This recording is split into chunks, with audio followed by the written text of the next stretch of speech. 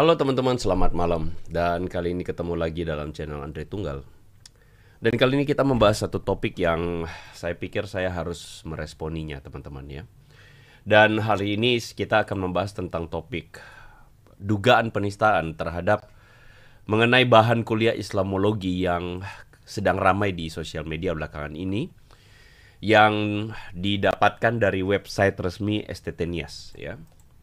Nah teman-teman, ini adalah salah satu contoh video yang dikirimkan kepada saya dan kemudian diminta untuk saya memberikan sebuah tanggapan kepada video atau polemik ini. Nah, kita dengarkan dulu apa yang menjadi keramaian, kericuhan yang terjadi di sosial media dan contoh video yang saya ambilkan dari Lensa News Muslim ya. Judulnya adalah STT Nias menista Islam, katanya demikian.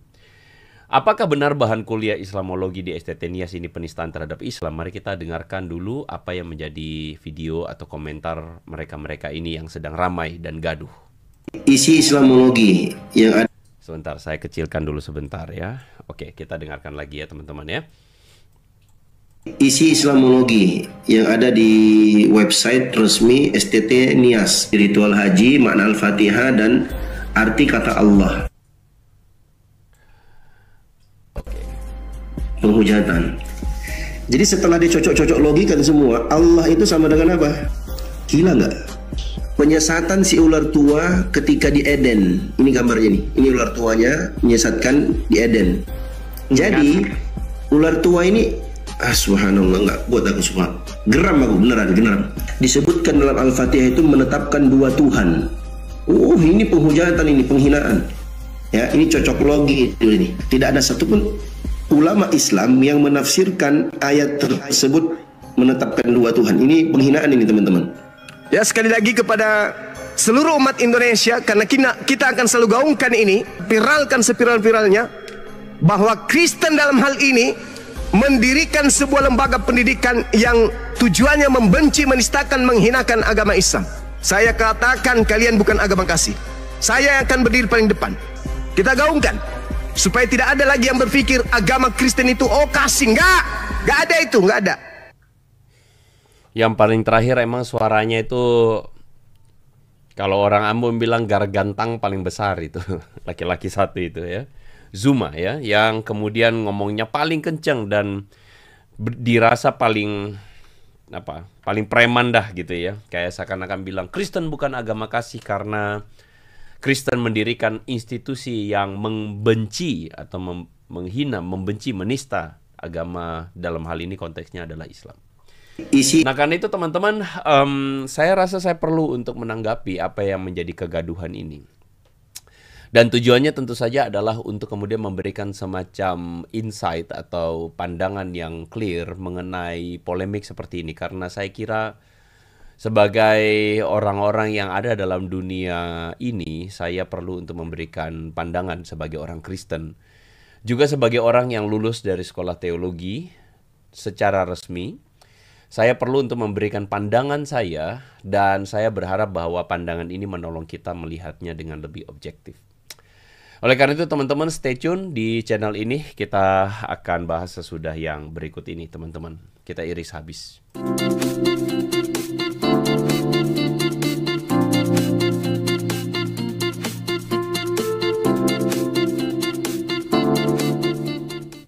Oke teman-teman. Ya, belum apa-apa sudah ada orang yang baperan ya. Baperan dengan mengatakan jangan menebar kebencian dan penistaan, Bro Andre.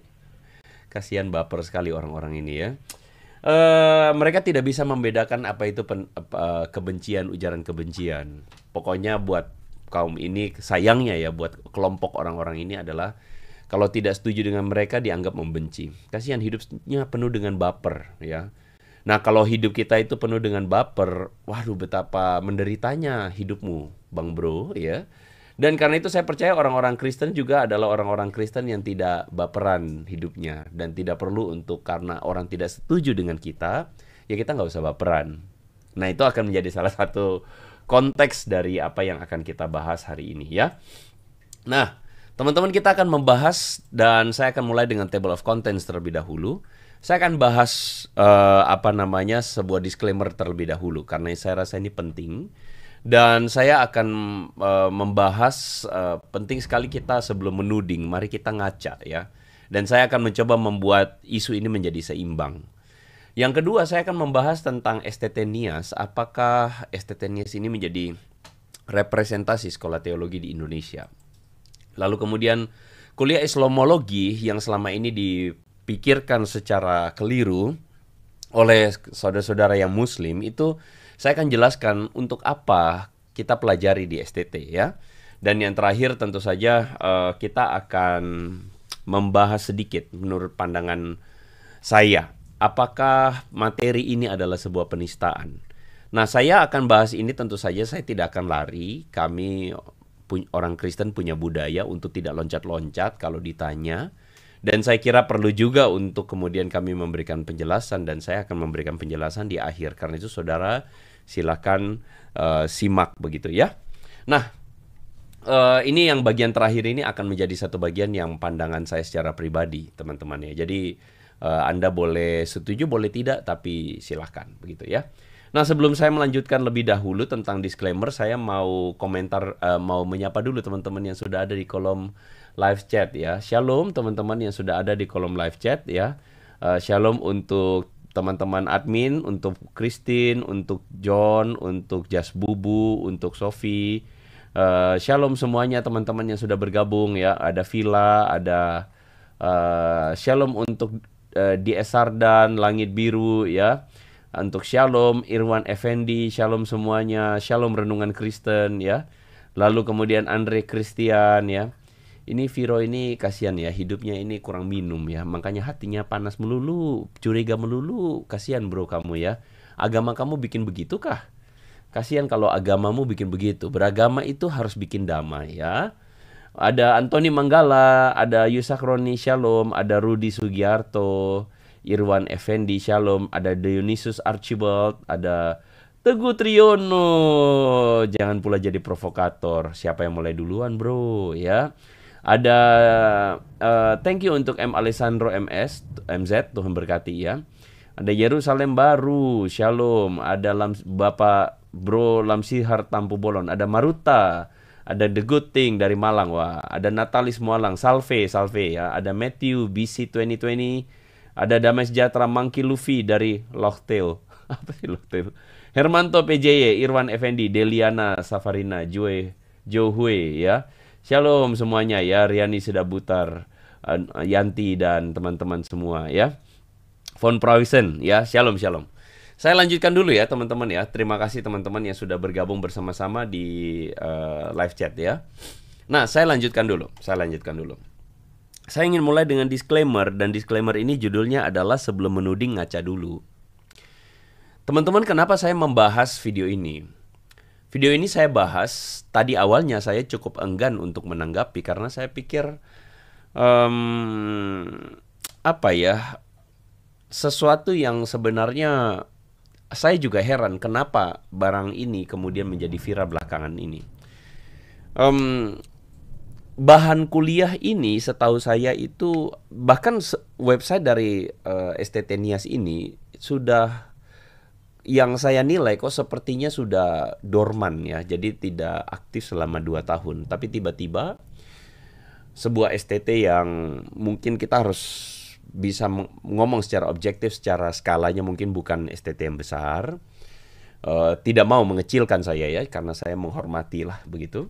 Tapi maksud saya tiba-tiba dimunculkan dengan begitu gencar oleh para polemikus ini ya, yang menamakan diri apologet Islam Indonesia ini. Entahkah dari lensa news Muslim yang tadi kita tonton itu ya, judulnya viralkan, Bang Zuma gencarkan ganyang STT ya. Lalu ada Dodi Sefriadi yang men-stitch video saya, ini saya baru lihat juga tadi. Ini Dodi, Anda ngomong itu nanti gini, kapan saya nggak tahu ya, logikanya tolong clear gitu loh, jangan ngomong tapi Anda logikanya nggak clear. Saya ngomong dalam konteks apa, Anda generalisasikan dalam konteks apa, bingung saya dengan Anda itu. Lalu dengan Dodi Tan juga ngomong tentang Islamologi. Saya kira Ini sudah menjadi cukup viral dibicarakan dan kemudian ada sebuah gerakan untuk sebagaimana dikatakan mereka mau ganyang STT Nias. Saya berharap STT Nias baik-baik saja. Tapi jujur teman-teman, saya harus ngomong di awal dulu bahwa saya sudah berusaha menghubungi STT Nias. Tetapi sayangnya adalah STT Nias belum memberikan respon. Apakah 2 kali 24 jam itu tidak memberi respon? Saya tidak tahu, teman-teman yang menilai ya. Apakah belum atau tidak memberi respon, saya tidak tahu. Tetapi saya sudah berusaha dengan sebuah itikat baik untuk mengontak STT Nias untuk kemudian mencoba berbicara, ngobrol tentang situasi ini. Tapi mungkin satu dan lain hal pihak dari STT Nias tidak atau belum merespon ya. Jadi saya mengklarifikasi di awal bahwa saya tidak akan mengambil posisi membela STT Nias, tapi juga tidak akan mengambil posisi menuding STT Nias. Karena saya kira ada kode etik jurnalistik yang kita harus patuhi bersama, dan kode etik itu adalah kode etik di mana kalau mungkin buat saudara-saudara yang muslim itu namanya tabayun ya. Harus ada tabayun dulu. Dan saya telah berusaha dengan sebaik mungkin untuk bisa melakukan proses berbincang dengan STT Nias, tapi entah sayangnya tidak bisa dilakukan teman-teman. Karena itu saya tidak akan mengambil posisi untuk membela, dan saya juga tidak akan mengambil posisi untuk menuding apa-apa, tapi saya akan mencoba berbicara pada konteks yang seharusnya saya bicarakan. Yakni ketika Zuma itu apologet yang saya mau bilang mulutnya besar tapi takut juga menyinggung gitu ya, mengatakan bahwa Kristen mendirikan lembaga pendidikan pembenci Islam ya. Saya pikir orang-orang seperti ini seperti orang yang saya perlu bilang di awal ya, perlu ngaca dulu sebelum menuding. Bagaimana kalau di forum akademis Islam juga demikian? Anda menuding bahwa kemudian dikatakan ada ujaran kebencian, tapi bagaimana kalau saya sebelum memulai semuanya, saya ngajak saudara-saudara Anda ngaca dulu sebentar. Sekali lagi saya tidak mau bela ya, tapi bolehkah Anda melihat dengan mata kepala yang jernih bahwa jangan kau lihat yang namanya balok di depan seberang mata orang di seberang itu, sementara sebalok di matamu itu kau tidak lihat. Engkau lihat selumbar di sana, tapi balok di matamu sendiri tidak kau lihat. Kenapa saya katakan begini? Karena ini konteksnya berbicara tentang kuliah akademis ya. Saya ambil contoh video, misalnya ada video yang dimunculkan oleh dengan judul Pelatihan Kristologi untuk Mahasiswi Universitas Darussalam Gontor. Mahasiswi loh ya. Dan ini konteksnya akademis loh ya, resmi ya. Dan ini adalah studi agama-agama. Dan dalam video tersebut Anda bisa menyaksikan bagaimana sang penceramah yaitu Kainama membagikan materi seperti ini. Bunda Maria jadi oknum keempat Tuhan tahun 451 Masehi. Sebelumnya dia ibundanya Tuhan enggak. Yesus itu sebelumnya Tuhan enggak. Kumpul-kumpul Isa ngobrol ngopi-ngopi. Loh emang iya kok. Emang iya itu. Konsili Efesus tuh 431 Masehi. Berarti 430 tahun setelah Nabi Isa diangkat Allah ke langit. Mereka ada orang bule ngobrol di Roma. Jadi aja Tuhan. Jadi aja maminya jadi Tuhan. Ngobrol. Makanya itu ngobrol-ngobrol seling. Siapa tahu kamu jadi Tuhan. Wah, titik balik emang niat dia bikin Tuhan. Video ini menunjukkan kepada Anda semua bahwa bukan Kristen kok yang melakukan, kalau misalnya dituding, oh Kristen bikin institusi penista Islam. Sebelum Anda menuding itu, coba lihat dulu, ngaca dulu ya. Ngaca dulu bagaimana apa yang terjadi dalam lembaga-lembaga institusi yang kalian punya. Apakah kalian menuding itu kalian punya kesempatan untuk kemudian menilai diri sendiri dulu. Sekali lagi saya tidak bermaksud untuk membela apa-apa, tapi saya mau mencoba untuk membuatnya jadi seimbang ya. Jadi sebelum berteriak dengan gargantang besar ya, dengan mulut besar, sebentar dulu gitu ya. Sebentar dulu ya. Nah, ada teman kita tadi saya perhatikan, ada Adi ya. Adi ini berkomentar, di SD banyak dulu guru-gurunya ngajarin Injil sudah dipalsukan. Waduh. Saya tidak tahu nih teman-teman, apakah ada di antara teman-teman yang mengalami hal yang sama. Nah, kalau sudah begitu, sekarang pertanyaan saya adalah, fair tidak? Kemudian kalian karena satu kasus ini, kalian kemudian menuding Kristen itu seperti itu. Apakah itu fair? Kalau dibalik, apakah kami orang Kristen kemudian menuding bahwa agama kalian adalah agama yang mengajarkan kebencian, dan kami bilang, oh gara-gara ini, oh institusi kalian itu mengajarkan secara resmi, kita geruduk, kita tutup itu sekolahnya. Saya rasa orang Kristen tidak pernah melakukan itu. Nah, karena itu saya ingin mengajak Anda untuk melihat secara seimbang ya. Mari kita lihat secara seimbang begitu ya. Shalom untuk Nur Laila Morini ya. Tadi saya perhatikan dari New York ya. Tuhan berkati ya, Tuhan Yesus berkati, dan juga teman-teman yang sudah gabung. Tuhan Yesus berkati ya. Nah, jadi ada yang komentar, apa namanya? Bagaimana dengan teman-teman ya? Nah, saya dulu di kampung, Bro Lam Sihar bilang, saya sering dibully karena mereka bilang saya punya 3 Tuhan ya. Nah, itu jadi cobalah ya, coba apa namanya ya, coba mari kita lihatlah, mari kita introspeksi dulu ya sebelum kita ngomong lebih lanjut. Ini saya kasih bonusnya nih ya, salah satu pengajar yang sudah mengajar di Darussalam Gontor, sebuah institusi yang dikatakan sudah sangat, katakanlah menghasilkan santri-santri. Ini pengajarnya ngomong begini. Kristus putra Lucifer, sadap. Nanya hasalalala. Kristus itu putra Lucifer, sayangku, cintaku, negeriku, yang ku sayangi, saudaraku sayang. Sadap. Mari kita sawer dulu kayak di Tanjung Priok, sawer. Negeriku. Jadi Anda bisa lihat bahwa siapakah yang ngomong kebencian. Saya sekali lagi tidak bermaksud untuk kemudian mengatakan apa, tapi sebelum menuding dan sebelum kalian itu ngomong sampai urat-urat leher itu kelihatan, udah sampai gedenya kayak pipa paralon ya. Jadi sebelum menuding, baiknya kalian juga berkaca bahwa siapakah sebenarnya yang lebih masif untuk kemudian menunjukkan ujaran-ujaran kebencian ini. Nah, saya mau bilang bahwa sebagai orang Kristen, kami itu sudah terbiasa ketika ada oknum. Ini saya ngomong oknum ya. Saya tidak bilang seluruh kalian, karena ada banyak teman-teman muslim yang baik-baik dan tidak mau menghina agama lain. Itu sikap yang kami sangat hargai. Harusnya memang begitu. Tetapi ada oknum-oknum kalian yang kemudian menghina Tuhan kami sebagai Tuhan berkolor, di salib ada jin, lalu agama pagan lah dan sebagainya.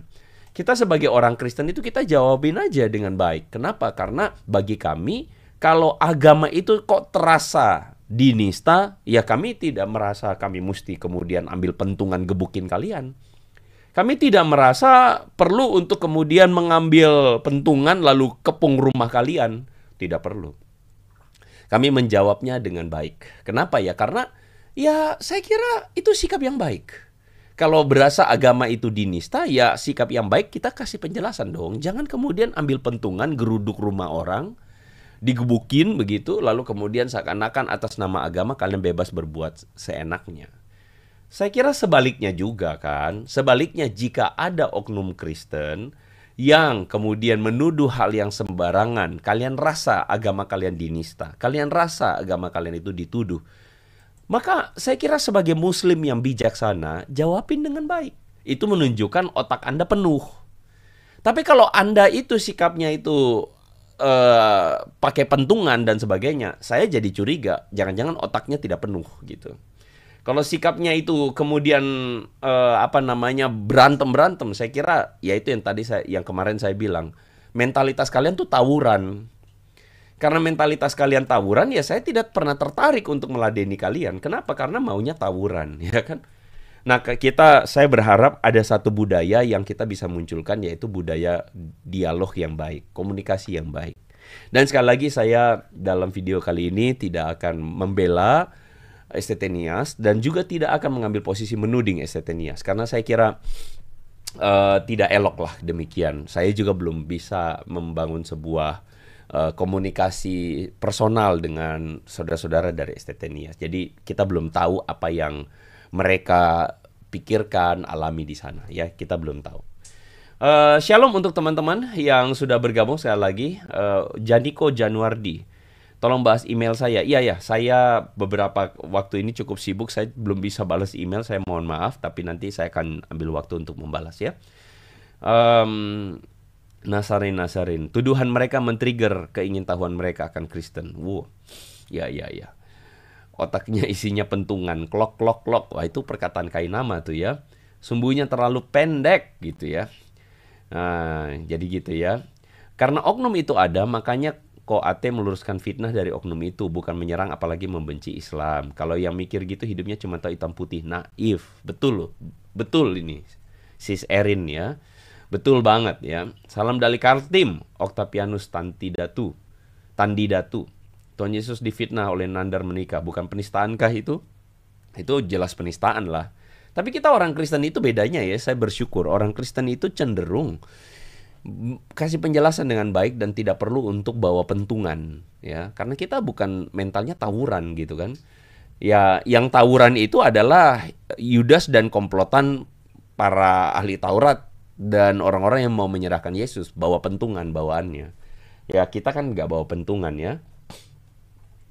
Oke ya. Nah, terima kasih ya. Nah, ini Teguh Triyono ngomong begini, di mana-mana mayoritas mau menang sendiri. Maksudnya apa nih Bro Teguh nih?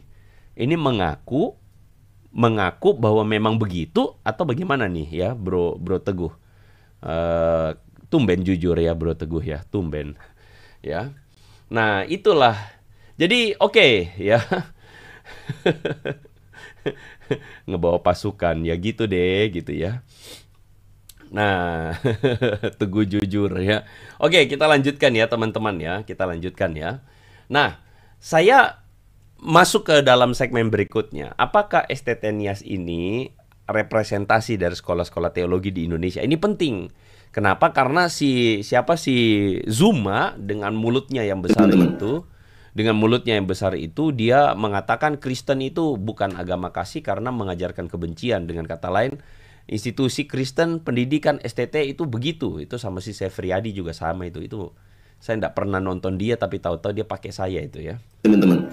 Ya, sekali lagi kepada seluruh umat Indonesia, karena kita akan selalu gaungkan ini, viralkan seviral-viralnya, bahwa Kristen dalam hal ini mendirikan sebuah lembaga pendidikan yang tujuannya membenci, menistakan, menghinakan agama Islam. Saya katakan kalian bukan agama kasih. Saya akan berdiri paling depan. Kita gaungkan supaya tidak ada lagi yang berpikir agama Kristen itu kasih. Nggak ada itu, nggak ada. Anda bisa lihat bahwa yang kayak begini ya adalah narasi yang kemudian dimunculkan ya oleh si Zuma, bahwa ini institusi yang didirikan untuk mengajarkan kebencian. Pertanyaan saya tuh begini, apakah STT Nias, mohon maaf ya, adalah representasi sekolah-sekolah teologi di Indonesia? Coba pikir dengan kepala yang benar.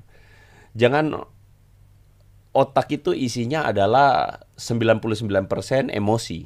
Kalau otak Anda isinya 99% emosi, maka saya jamin hidup Anda tidak pernah benar gitu. Karena isinya tuh baperan melulu. Makanya pantesan ya orang Indo itu suka banget drama ya. Di Indonesia itu negeri Konoha itu suka banget drama, suka banget sesuatu yang sifatnya drama. Karena apa? Karena emosi melulu bawaannya. Coba yang logika itu dipakai gitu. Hanya karena ada satu, mohon maaf ya, ada satu institusi yang diduga, sekali lagi saya bilang diduga, menista agama tertentu. Apakah berarti institusi yang lain juga melakukannya? Tolong pikir dengan otak yang baik. Saya berikan capturean kepada Anda, ini saya baru capture website resmi dari STT Nias, Sekolah Tinggi Teologi Nias, dan Anda bisa melihat bahwa berita-berita terupdate terakhir itu tahun 2022. Dan ya dari websitenya tidak aktif ya. Saya tentu tadi di jalan saya berpikir apa saya perlu ke Nias ya, terbang ke sana ya. Ya, tapi saya mengurungkan niat juga karena saya pikir wah, Saya berusaha hubungi tapi nggak bisa gitu kan ya. Nah, cuman yang saya mau kasih tahu adalah STT Nias ini setelah saya cek juga di pangkalan data Dikti, aktif statusnya, lalu kemudian menurut pengakuan websitenya diakui, tetapi mengenai akreditasi dan sebagainya tidak terlalu jelas ya. Nah, saya tidak tahu. Saya kira mungkin pihak STT Nias bisa mengklarifikasi dengan baik, karena sekali lagi saya berusaha kontak tetapi STT Nias tidak ada tidak ada di responnya begitu ya. Jadi saya juga sulit untuk kemudian ngomong apapun tentang Nias.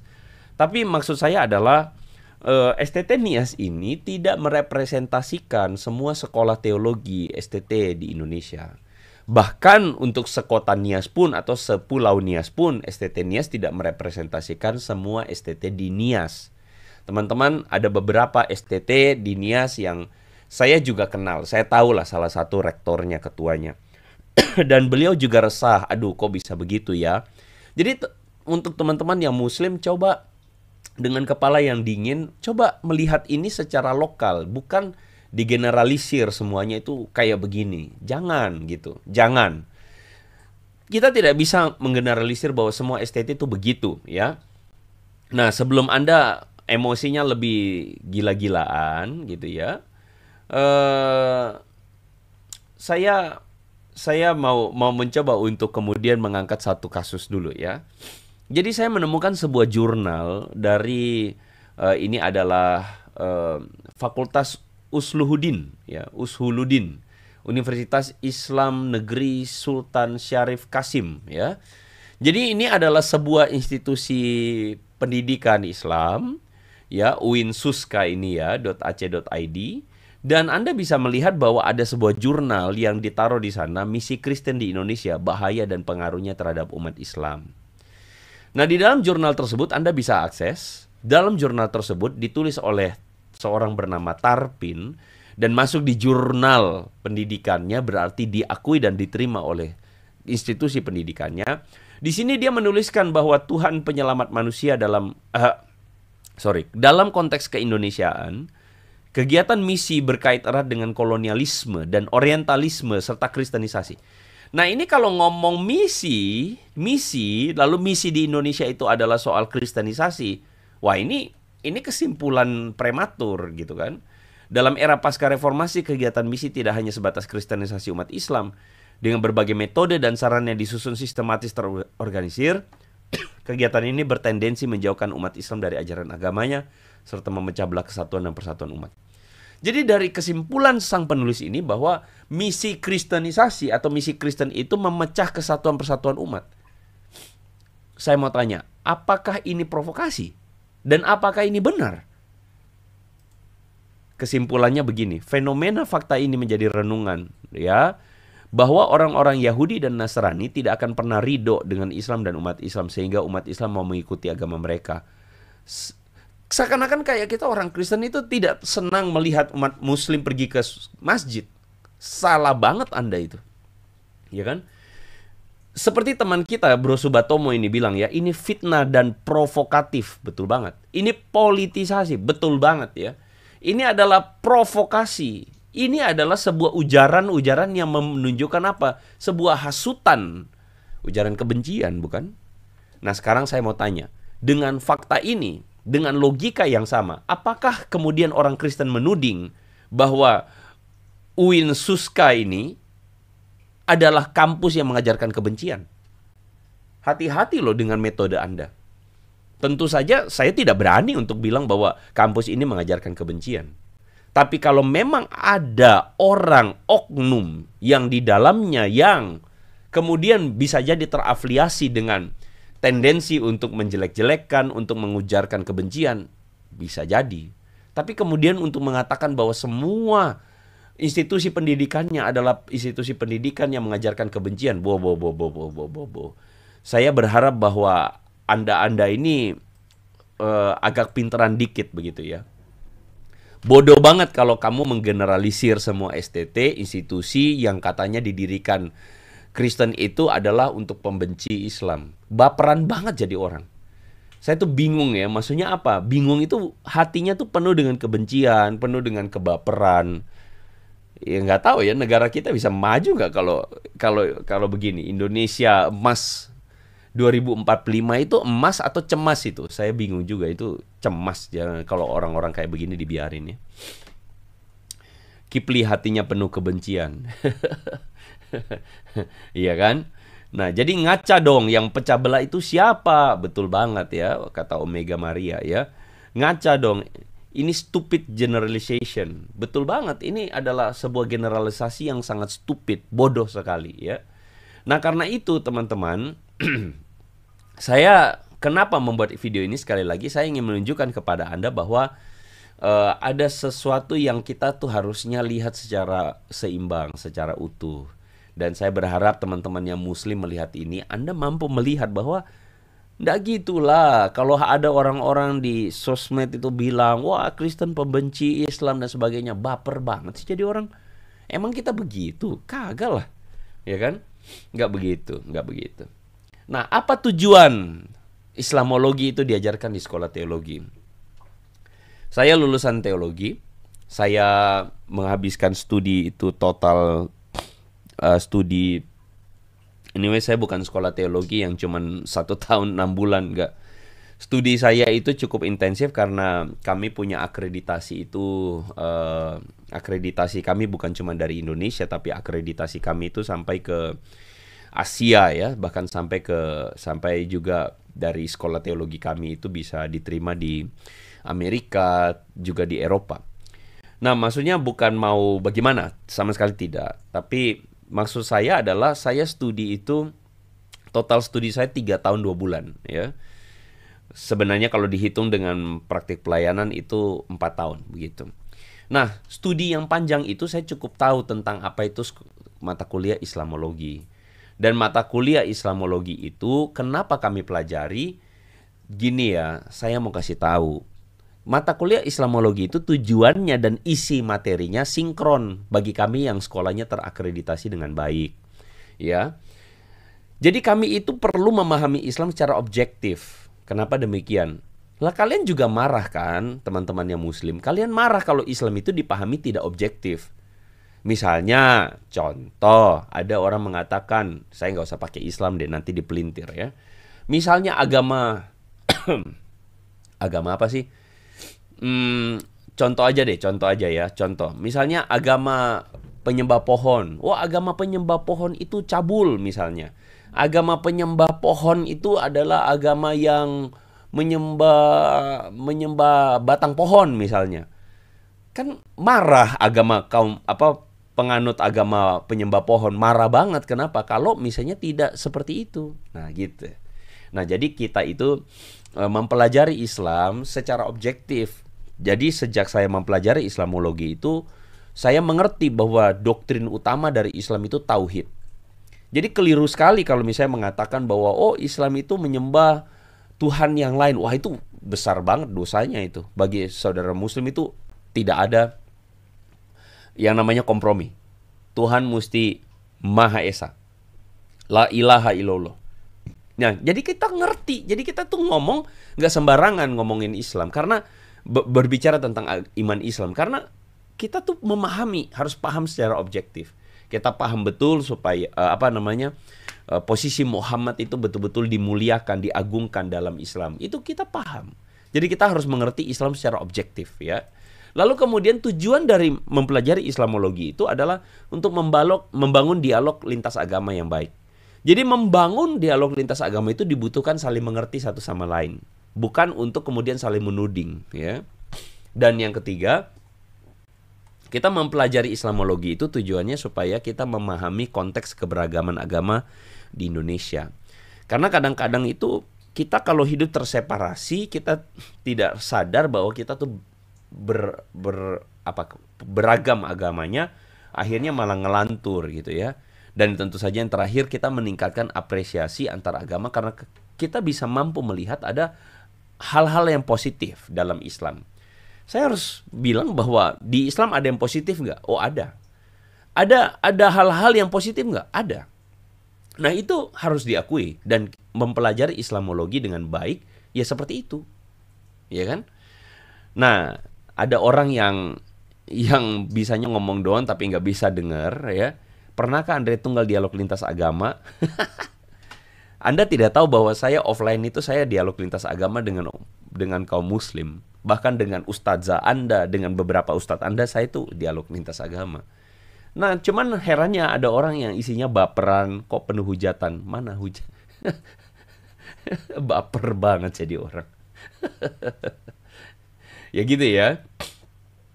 Jadi Anda paham nggak kenapa saya mampu untuk bisa menunjukkan sebuah respect? Ya karena saya akan mencoba objektif. Kalau misalnya ada yang keliru tentang Islam, ya saya akan ngomong itu keliru, tidak benar.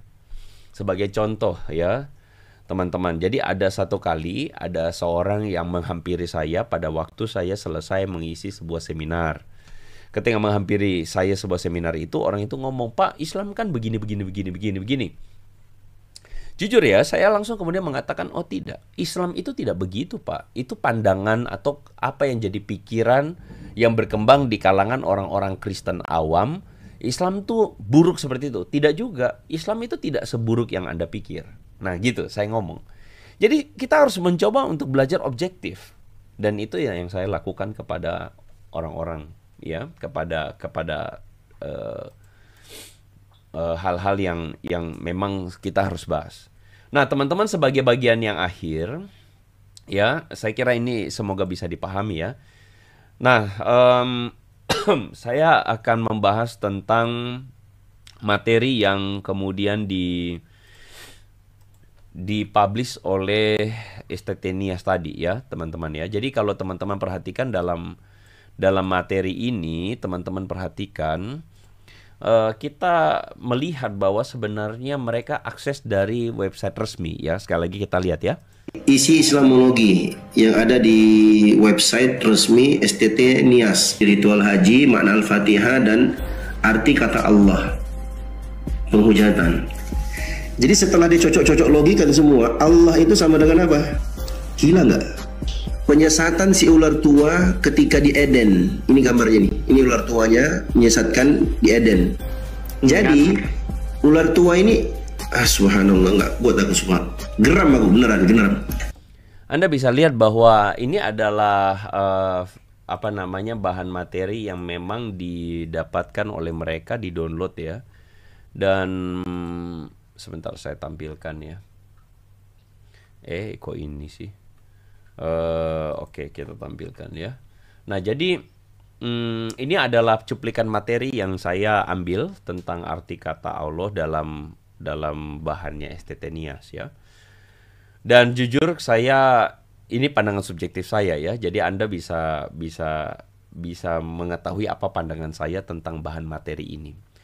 Sebenarnya bahan materi ini saya sudah sempat lihat beberapa waktu sebelumnya, tapi saya merasa enggak lah, ini mah ya saya tidak perlu tanggapi. Kenapa? Karena sebenarnya kalau Anda melihat ini semua, kata Allah misalnya ya,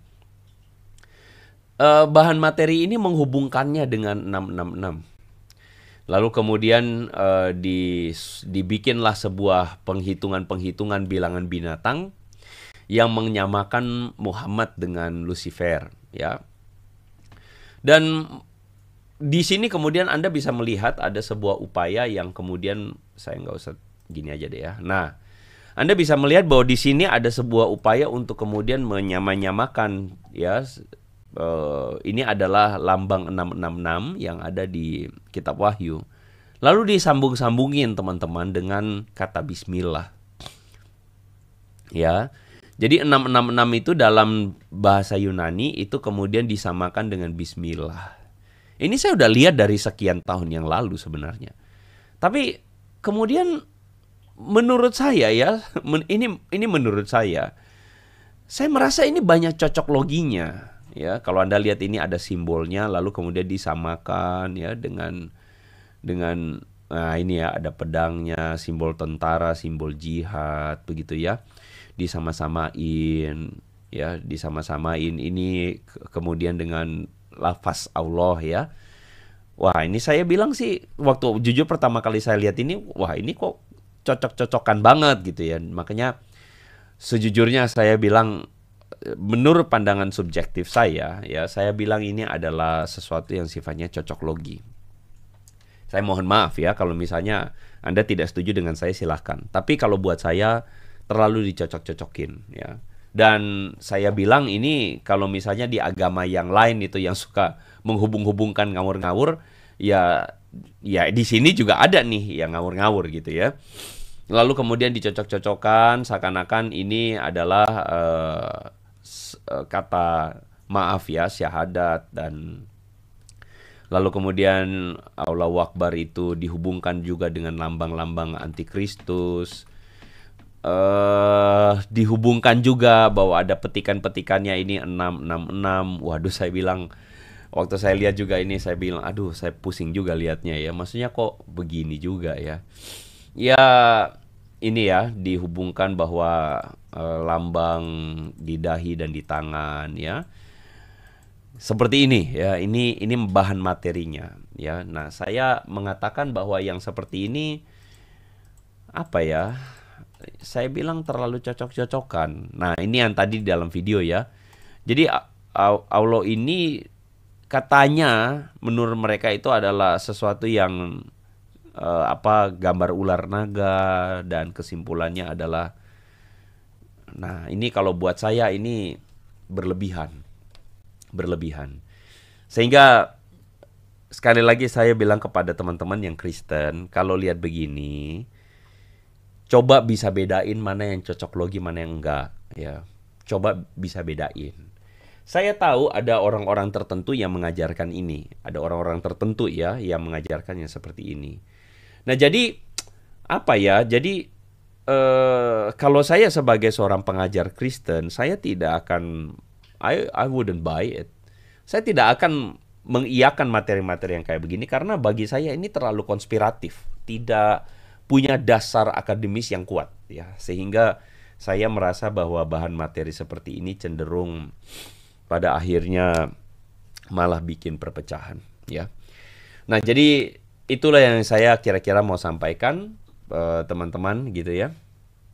Tidak alkitabiah itu kok benar, itu buat kita. Nah, ini menarik nih pandangan Subatomo ya. Jangan hanya karena itu bikin kita senang lalu kita terima, tetap objektif. Itu benar banget. Thank you Bro Subatomo ya. Nah, ini kebanyakan karakter orang itu begitu ya, termasuk agama yang lain juga. Pokoknya kalau Kristen salah, iya aja deh gitu ya. Nah, itu kan yang mereka alamin. Pokoknya semua mau benar mau salah, pokoknya yang penting Kristen salah aja kan yang gitu ya. Yang penting Kristen itu ini aja, ngawur aja. Asal mereka suka banget. Ya, thank you untuk Yanti, thank you untuk Limwe ya, thank you untuk Sheni Mulan, thank you berkatnya ya. Nah, itu yang saya mau bilang. Jadi mentalitas itu nggak boleh dipakai ya.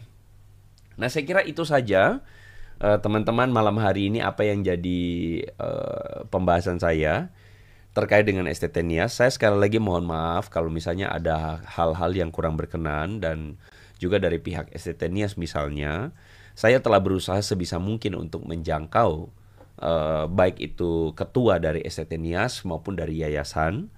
Tapi saya tidak mendapatkan jawaban, bahkan ada orang yang saya kontak lalu kemudian mencoba untuk tidak mau memberikan penjelasan. Ya, saya bisa paham situasinya, tapi jika memang dari pihak STT-Nias mau kemudian berkomunikasi, saya dengan terbuka. Saya tahu bahwa yang kayak begini akan buruk begitu ya, untuk membuat STT itu kemudian dianggap di framing sama kaum yang kurang belajar ini, kemudian dianggap wah ini semua institusinya nih pembenci Islam. Gak begitulah.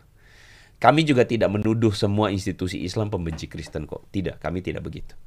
Karena kami tahu banyak Muslim yang baik-baik. Nah, makanya tolonglah gitu ya, tolonglah jangan dibikin hancur ini negara, dan kita harus jaga keberagamannya bersama-sama. Saya kira saya sampai di situ saja teman-teman. Saya mau lihat Jepang lawan Indonesia hasilnya bagaimana. Kayaknya kalah sih ya, tapi saya berharap Indonesia bisa lolos. Who knows ya. Oke lah, kita ketemu lagi di konten berikutnya teman-teman. Terima kasih teman-teman udah support. Terima kasih teman-teman sudah ada mangkal di live kali ini.